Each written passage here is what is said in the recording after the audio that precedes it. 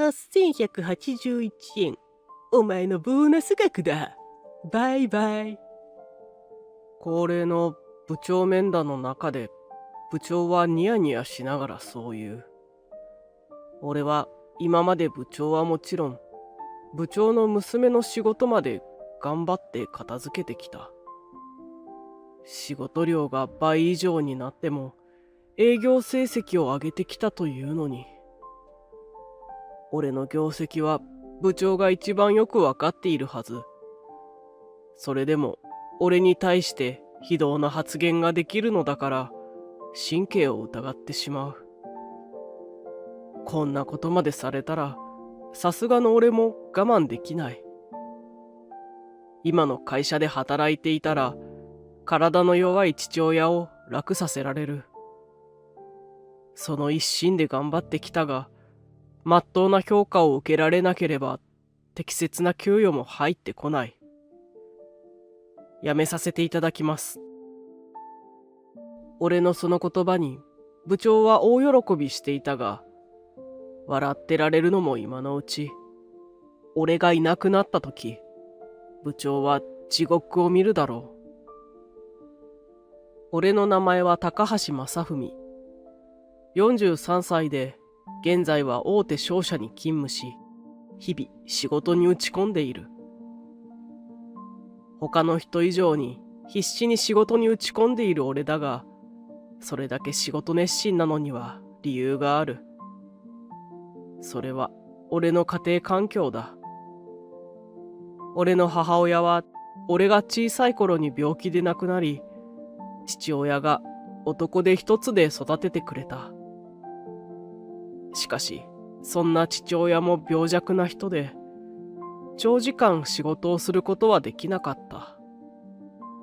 少しでも無理をすると、父親は体調を崩してしまうため、仕事は長続きせず、常に貧乏な状況が続いていた。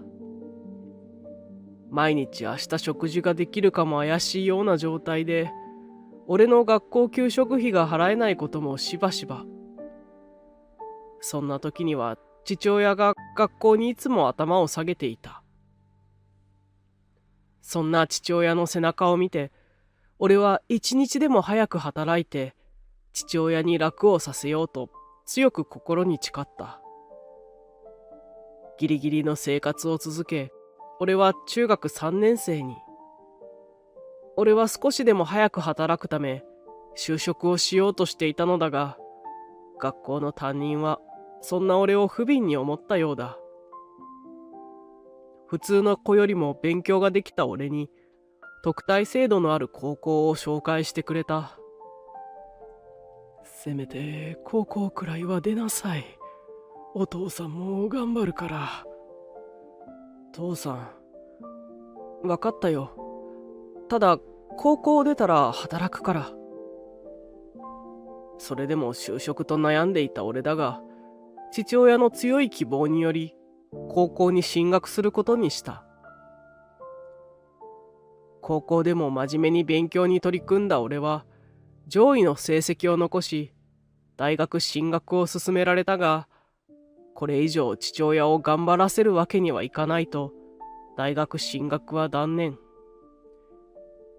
高校を卒業した俺は地元の工場に就職をすることにした。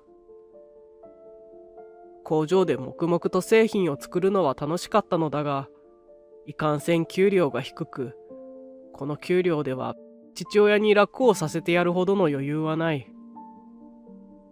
そこで俺は早々に収入を増やすために転職を決意。高卒で高収入を目指すとなると、転職活動も厳しいものになったが、なんとか今の商社に就職することができた。今の会社を選んだ理由は、インセンティブの高さだ。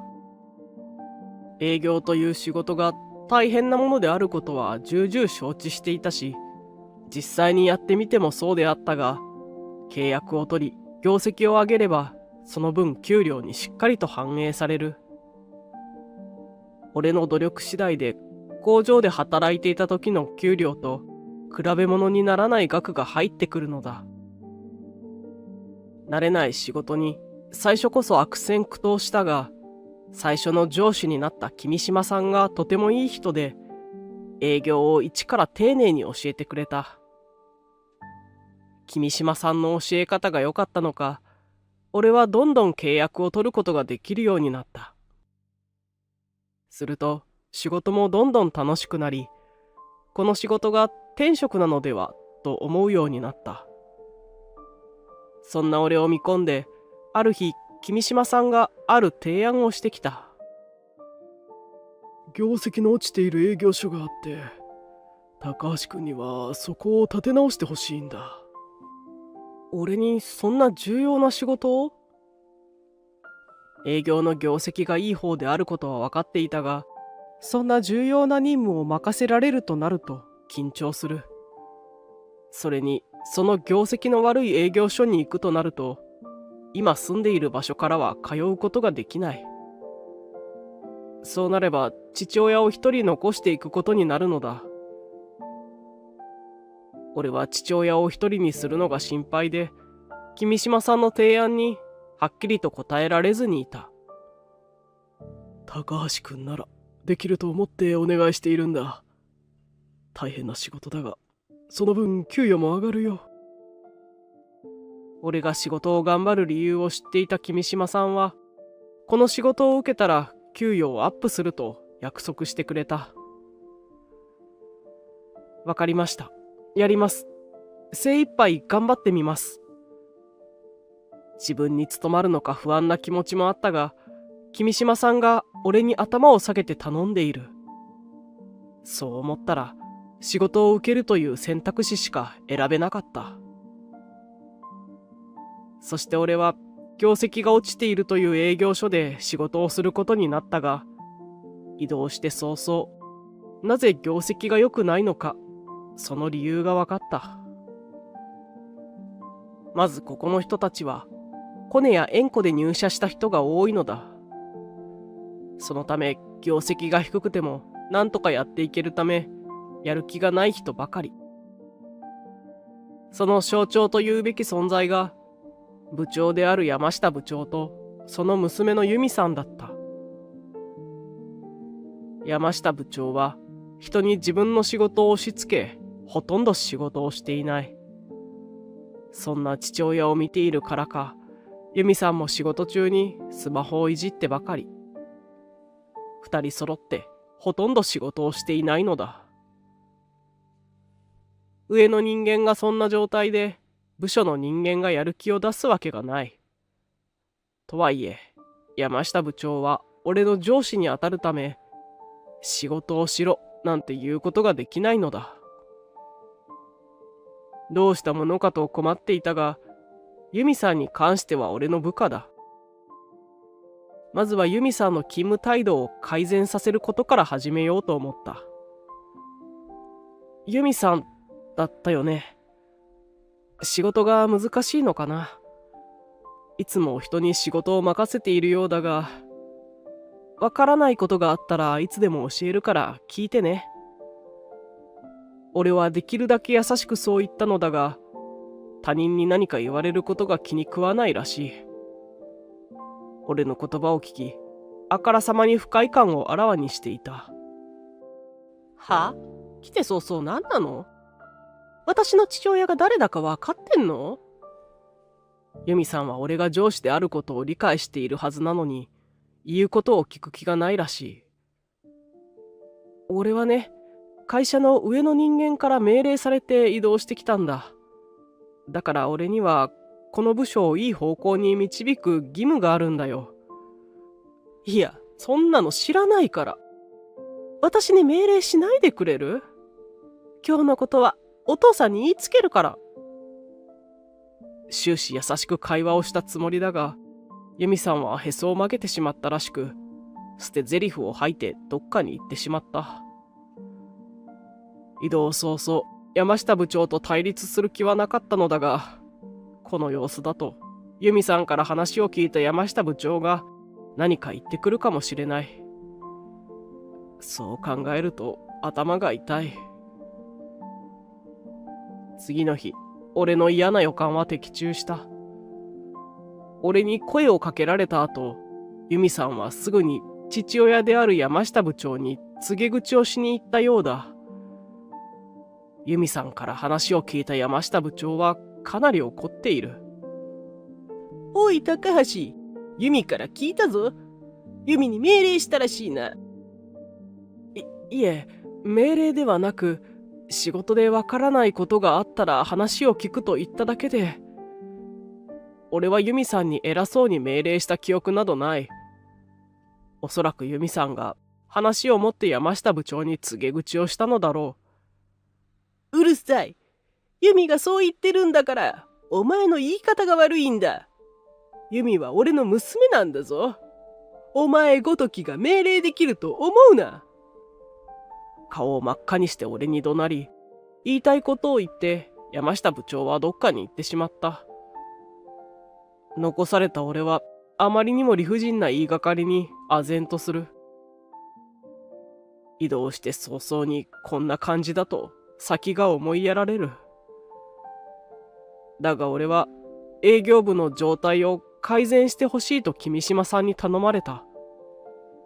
その任がある以上、由美さんを放置するわけにもいかない。由美さん、この仕事を任せたいんだけど。俺は合間を見て由美さんを変えようと仕事を任せてみることにした。しかし、そんな俺の言葉を聞いて、また由美さんは眉を潜める。はあ？仕事？お父さんに言われたでしょ？私に命令しないで。仕事を任されるのも嫌なようだ。まあ、とりあえずやってみてよ。仕事を突き返されそうな気配を察知し、俺はそれだけ言ってその場を去った。しかし、由美さんはすぐに山下部長に言いつけたのだろう。数十分後、俺のもとへ山下部長がやってきた。この前言ったはずだよな。由美に命令をするなと。山下部長はかなり怒っているようだ。その手には先ほど由美さんに任せた仕事の資料を持っている。いえ、命令をしたのではなく、仕事をお願いしただけです。それが命令してるって言うんだ。余計なことをするな。由美さんに仕事を任せるだけでも山下部長は気に食わないようだ。この仕事はお前がやれ。そう言って由美さんに任せた仕事を突き返されてしまう。その後も隙を見て由美さんに仕事を任せてみたのだが、その都度山下部長に告げ口されてしまい、仕事を突き返されてしまった。何度かそれを繰り返し、由美さんに仕事を任せようとする行為は無駄であることを理解する。さすがの俺も諦めて、自分の仕事を片付ける傍ら、由美さんのするはずだった仕事もこなすことになった。そんな俺の姿を見て、俺が山下部長と由美さんに屈したと二人は思ったようだ。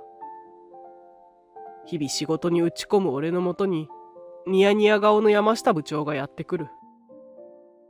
おお、精が出るな。これも片付けといて。二人分の仕事で手一杯だというのに、山下部長は自分の仕事も俺に押し付けてきたのだ。もう反論する気も起きなくなった俺は、言われるがままに二人の仕事を片付ける。とにかく多忙で大変だったが、そんな状況でも俺は営業所の業績アップに行動を起こした。俺は合間に営業に向かい、新規の契約をどんどん獲得する。今までも営業成績は社内でいい方だったが、今の営業所に来てからさらに俺の業績はアップしていた。俺一人で1億の業績を上げた。この業績は俺が今の会社に入社してからの最高額だ。しかし、それを俺は素直に喜べなかった。少し疑問に思っている点があったのだ。今までで一番の業績を上げたというのに、インセンティブの金額に変化がない。普通であれば業績が上がっているわけだから、今までよりも多くの額が入るはずなのだが、俺はそんな疑問を抱えながら仕事をしていたが、その疑問が解消される日が来た。うちの会社では上半期と下半期に1回ずつ部長面談が行われ、業績や勤務態度についてを評価される。そんな部長面談の時期が訪れ、俺は部長室へと足を運んだ。失礼します。おう、これお前の査定シートな。入室してすぐに山下部長から手渡された査定シートを見た。するとすぐに違和感を感じたのだ。査定シートに記載されている俺の業績の金額がおかしいのだ。明らかに実際の業績よりも少ない金額が記載されている。山下部長、業績の金額がおかしいと思うのですが。俺がそう言うと、山下部長はニヤニヤと下水笑みを浮かべる。ああ、気づいたか。お前は一人で業績を上げすぎなんだよ。俺とユミがお前の業績を少しもらってやってるんだ。山下部長の口から衝撃の事実を告げられた。しかも全く悪びれる様子もなく。は？業績をもらってやってる？俺は業績を上げるために少しでも時間ができたら営業に出かけていた。一方山下部長とユミさんは自分の仕事もせず遊んでばかりだったというのに、そんな二人が俺の業績を奪い取っていたなんて開いた口が塞がらない。ああ、そうだ。ちょっとボーナスの金額見てみろよ。山下部長にそう言われ、ボーナス金額を見ると8181円と記載されている。明らかに少ないのだ。8181円ってどういうことですか？俺はボーナスの金額も低いと強く抗議した。俺の抗議を聞いても山下部長の様子は変わらない。それどころか何が面白いのかわからないが、腹を抱えて笑い出す始末。お前のボーナスは8181円な。意味わかる？バイバイ。8181円という金額はおかしいと思っていたが、その数字に意味があったようだ。俺はもう用なしということですか？逆にここまで言わないとわからないのか？もう十分旨味は分けてもらったからな。お前みたいに反抗的なやつはこの会社にいらないんだよ。俺に言いたい放題言えて、山下部長はご満悦だ。俺は営業所を良くしようと一人で頑張ってきた。最近はずっと山下部長とユミさんの仕事だって俺がやっていたというのに、この扱いあまりにも理不尽で非情だ。山下部長には以前から頭を悩まされていたが、ここまで言われるとは思っていなかった。わかりました。では俺は会社を辞めます。山下部長の発言に絶望した俺は会社を辞めると告げたが、山下部長は困るどころかさらに嬉しそうな顔をした。おいおい、そんなに簡単に受け入れていいのかよ。ちょっとは抵抗しろよ。やめろと言ったのはあなたでしょう。それならやめてやりますよ。そんなでかい口叩いていいのか？どうせやめられないくせに。山下部長は俺が本当に辞めるとは思っていないようだが、俺は本気で会社を辞めるつもりだ。俺は山下部長との面談を終えたその足で人事部へ向かい、退職届を提出した。退職届は受理されたが、退職届を出してはい終わりというわけにもいかない。今までいろんな企業と関わり契約を取ってきたため、辞める際には挨拶をしなければならない。俺は今までお世話になった企業へと挨拶回りをした。今まで辞める素振りがなかった俺が急に辞めることになったため、みんな俺の話を聞いて驚いていた。興味半分で辞める理由を聞いてくる人もいたが、社内での問題のため社外の人に話すわけにはいかない。辞める理由を聞かれたら、一身上の都合ですと答えるようにしていた。しかし俺は入社当初からずっとお世話になっていた君島さんにだけは真実を伝えることにした。山下部長と由美さんは仕事を俺に押し付け、俺の業績すら奪っていたんです。あれだけバカにされて、俺もうやっていけません。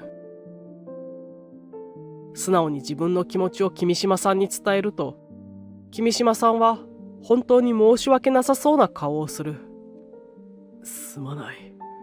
営業所であの二人が問題の根源であることは分かっていた。高橋に任せたら状況も変わると思ったんだ。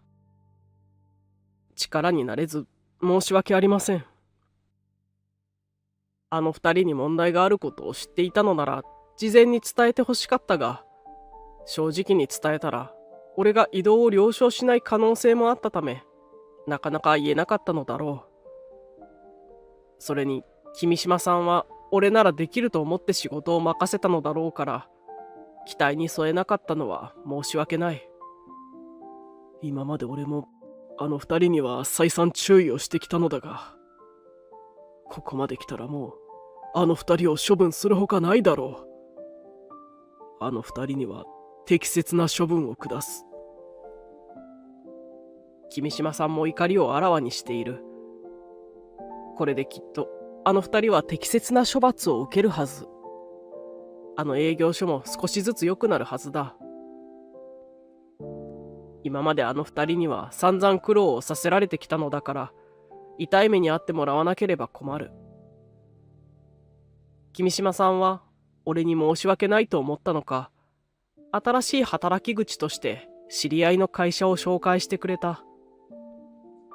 今までの会社と比べると規模は小さな会社だったが、会社に足を運んでみると、働いている人の人柄もよく、気持ちよく仕事ができる職場だと感じた。その環境に魅力を感じた俺は、君島さんに感謝をし、新しい職場で仕事をすることに。今までは山下部長や由美さんの仕事まで片付けなければならず、なかなか営業に専念することができなかったが、今は違う。自分に任される仕事と営業のみをこなせばいいので、営業にかけられる時間が圧倒的に多いのだ。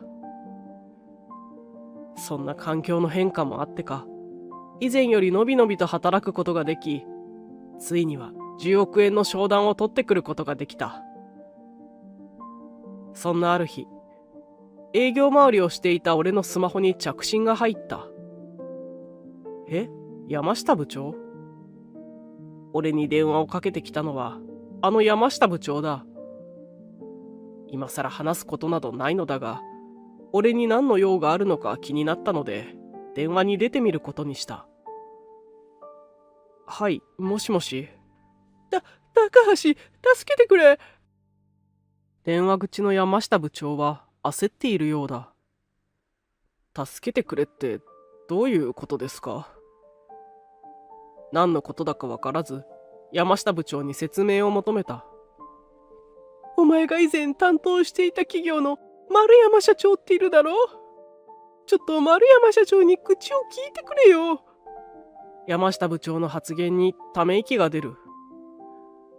久々に電話をかけてきたと思ったら、なんとも自分勝手な要求だ。九段の丸山社長は、俺が担当していた有名企業の社長である。マナーに厳しく、人の好き嫌いがはっきりしているため、少し気難しいところがあるのだが、俺のことは気に入ってくれていた。そのため、丸山社長は俺に今までいくつもの商談を持ちかけてくれていたのだ。だが山下部長は丸山社長のことをあまり理解しておらず、簡単に契約を取らせてくれる会社だと思ったのだろう。俺の後任に由美さんをつけたようなのだが、丸山社長は由美さんの礼儀のなさに気分を害したらしい。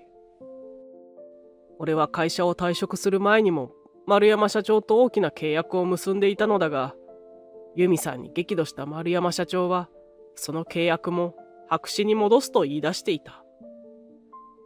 そしてこれにより山下親子は前の職場の上層部に疑いの目を向けられるようになった。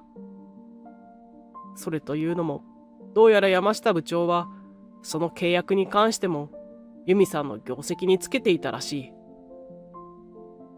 もともと由美さんが取ってきた契約のはずなのに、由美さんが理由で契約が白紙というのは合点がいかないことである。上層部が変だと思うのも当然のことだ。そうして調査を受けることになった山下親子は、山下部長が俺の売り上げを由美さんや部長本人の業績にし、不正にインセンティブを多くもらっていたことが発覚。大問題となった山下親子だが、会社は最後の温情として契約の白紙をなくすことができれば解雇はしないという話を持ちかけたらしい。山下部長は俺の力を借りてどうにか解雇だけは免れようと考えているようだ。山下部長は一生懸命に説明をしてくれたが、山下部長の口から語られる話を実を言うと俺は全て知っていた。山下部長の現状については君島さんや丸山社長から連絡をもらい話を聞いていたのだ。君島さんは後々2人のした行動について咎めるつもりだったようだが、君島さんが動くまでもなく2人の悪事が露呈したと笑っていた。また丸山社長は俺が前の会社を辞めた後、心配して定期的に連絡をくれる。俺が新しい会社に勤め始めたことを知ると、俺とまた仕事がしたいと契約を持ちかけてくれたのだ。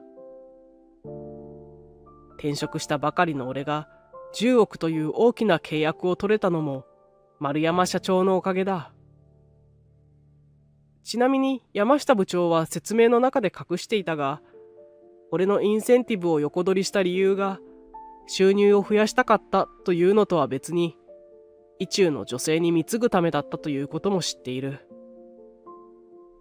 そんな背景も知らず、山下部長は必死で俺にどうにかしろと頼み込んでくる。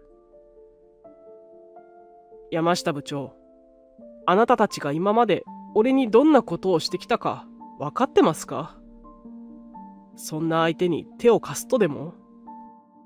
もうそんなの過ぎたことじゃないか。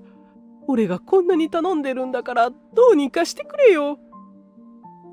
山下部長は過ぎたことだと言うが、俺は山下部長に一度も謝罪されたことはない。謝罪もしないのに俺の力を借りようだなんてどうかしてる。無理です。もう俺は会社の人間じゃないですし、あなたに手を貸す意味ないんで。俺の返事を聞いて電話口で山下部長はわめいていたが、どうでもいい。きっぱりと断りすっきりした俺はそのまま電話を切った。あの二人のその後は後日連絡をくれた君島さんから教えてもらえた。俺の力を借りることもできず、焦った山下親子は丸山社長に何とか許してもらおうと会社に足を運んだようだ。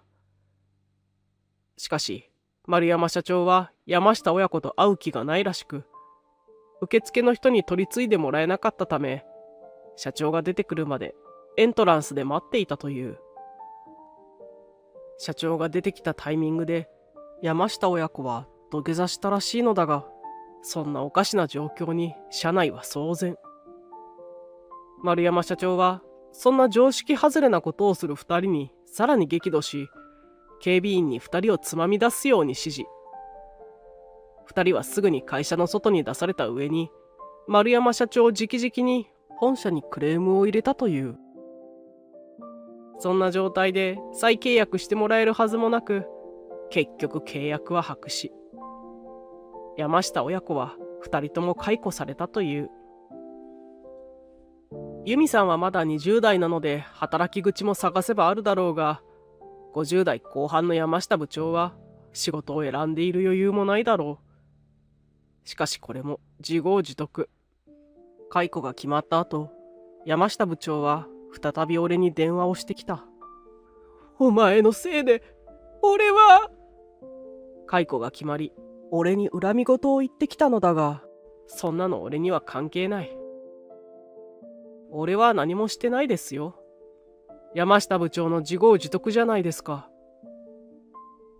俺がそう言うと、山下部長は反論できなくなったようで、黙り込み、そのまま電話を切ってしまった。役職を盾に仕事もせず人の手柄を横取りした山下部長は一気に転落していった。そんな山下部長を見た俺は、この先どれだけ上の人間になってもあの二人のようにはならないと心に誓ったのだった。